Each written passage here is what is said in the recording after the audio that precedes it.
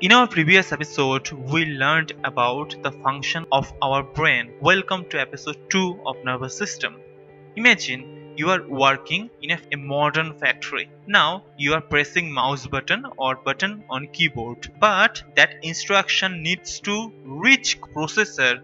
Only then the computer can perform the task you want it to perform, isn't it?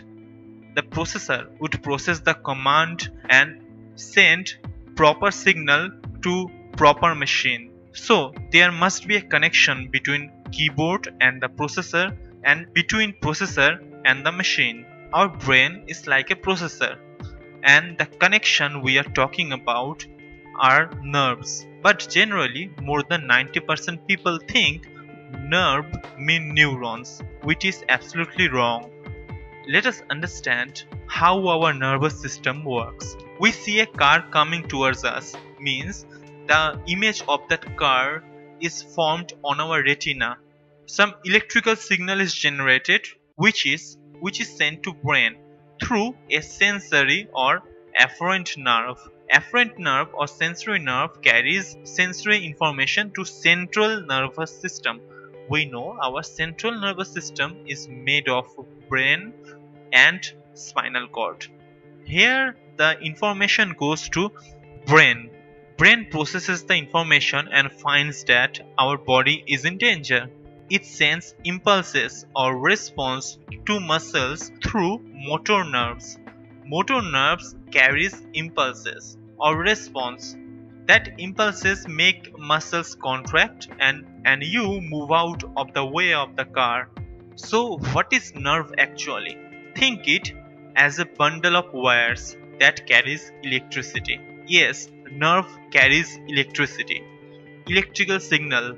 In the bundle, everywhere is a nerve fiber. Every nerve fiber is actually a long branch coming out of neuron called action. Yes, nerves are made of action. To be specific, nerves are bundle of actions. Now, every neuron has a nucleus and many organelles like ribosome, mitochondria, endoplasmic reticulum, Golgi body, lysosome, etc. The branches of the neuron which receives electrochemical signal is called dendron or dendrite.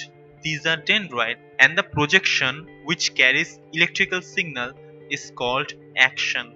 Region of cell body or soma from where the action is originated is called action hillock. Now the action is surrounded by a specialized insulated sheet called myelin sheet, but this sheet is not always present.